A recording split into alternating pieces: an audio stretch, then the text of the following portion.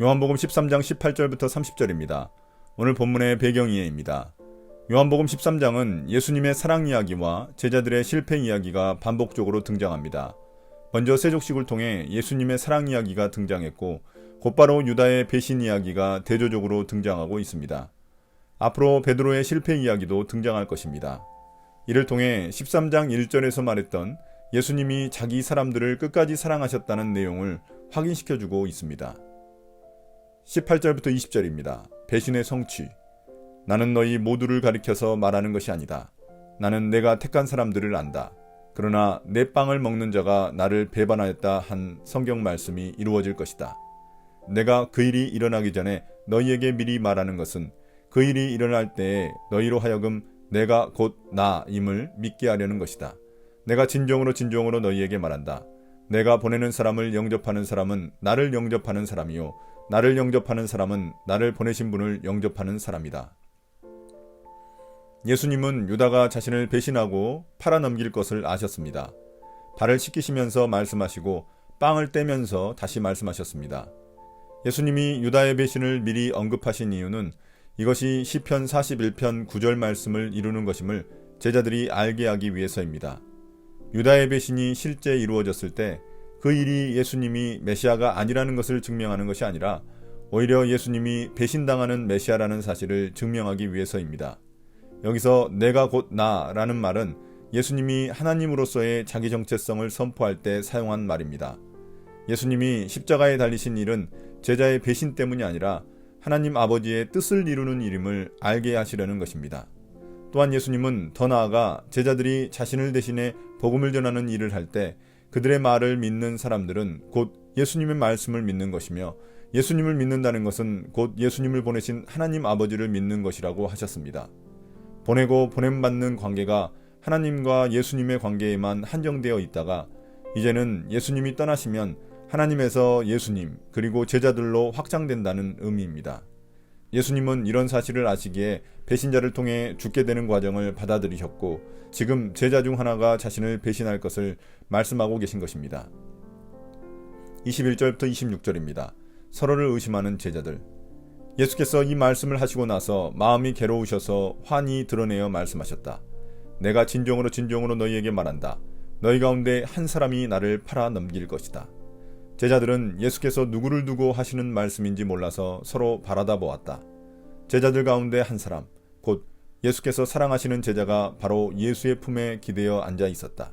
시몬 베드로가 그에게 고갯짓을 하여 누구를 두고 하시는 말씀인지 여쭈어 보라고 하였다. 그 제자가 예수의 가슴에 바짝 기대어 주님, 그가 누구입니까? 하고 물었다. 예수께서 대답하셨다. 내가 이 빵 조각을 적셔서 주는 사람이 바로 그 사람이다. 그리고 그 빵 조각을 적셔서 시몬 가롯 유다의 아들 유다에게 주셨다. 한편 예수님은 자신의 제자 중 하나가 자신을 팔 것이라고 말씀하시면서 괴로워하셨습니다. 이것은 제자 유다에 대한 분노라기보다는 그에 대한 연민 때문이었을 것입니다. 이때 다른 제자들은 예수님이 누구를 말하는지 몰라 서로 당황하며 바라볼 뿐이었습니다. 그러자 베드로는 예수님 품에 기대어 앉아있던 사랑받던 제자에게 예수님이 말씀하시는 사람이 누구인지 좀 물어보라고 고갯짓을 했습니다.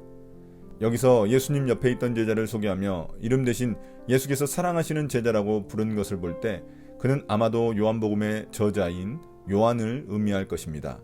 그러자 요한은 예수님 가슴에 바짝 기대어 조용히 그가 누구인지 물었습니다. 그러자 예수님은 자신이 빵 조각을 적셔서 주는 사람이 바로 그라고 하셨습니다. 그러나 제자들은 예수님의 이 말씀을 듣지 못했습니다. 27절부터 30절입니다. 사탄이 들어간 유다. 그가 빵 조각을 받자 사탄이 그에게 들어갔다. 그때 예수께서 유다에게 말씀하셨다. 네가 할 일을 어서 하여라. 그러나 거기 앉아있는 사람들 가운데서 아무도 예수께서 그에게 무슨 뜻으로 그런 말씀을 하셨는지를 알지 못하였다. 어떤 이들은 유다가 돈자루를 맡고 있으므로 예수께서 그에게 명절에 그 일행이 쓸 물건을 사라고 하셨거나 또는 가난한 사람들에게 무엇을 주라고 말씀하신 것으로 생각하였다. 유다는 그 빵 조각을 받고 나서 곧 나갔다. 때는 밤이었다. 이제 예수님이 유다에게 빵 조각을 주시자 사탄이 그에게 들어갔습니다. 예수님은 이렇게 유다의 배신 계획을 알고 계셨다는 것을 세족식 때 그의 발을 씻기시며 알리셨고 이번에는 빵 조각을 주시며 그에게 돌이킬 기회를 주셨습니다. 그러나 예수님은 그가 배신할 마음에 결심이 선 것을 아셨기에 그것을 어서 하라고 하셨습니다. 사탄이 그에게 들어갔다는 말은 사탄이 그의 마음을 사로잡아 돌이킬 수 없다는 의미입니다. 한편 주변에 있던 제자들은 예수님이 왜 유다에게 이런 말씀을 하시는지 깨닫지 못했습니다.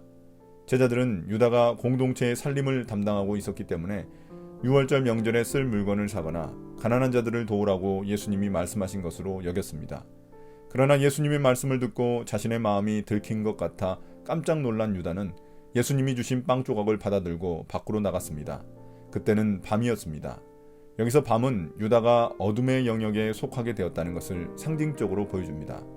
유다는 제자 공동체의 살림을 맡을 정도로 예수님의 신뢰를 받았지만 결국 자기 욕망에 넘어지고 말았습니다. 그는 빛 대신 예수님보다 어둠을 더 사랑했기 때문입니다. 오늘의 묵상 포인트입니다. 첫 번째, 예수님은 누구신가? 예수님은 유다의 배신을 미리 알려주셨습니다. 예수님이 십자가에서 죽는 것이 사람의 배신 때문이 아니라 하나님의 뜻이었다는 사실을 알려주시기 위해서입니다. 사람들이 보기에는 배신이고 실패였지만 하나님이 보시기에는 사랑이고 성공이었습니다. 두 번째, 나는 누구인가? 예수님은 가롯 유다가 자신을 배신할 것을 아셨지만 끝까지 사랑하셨습니다. 그의 발을 씻겨주셨고 그에게 빵을 떼어주셨습니다. 누군가를 끝까지 사랑한다는 것은 쉬운 일이 아닙니다.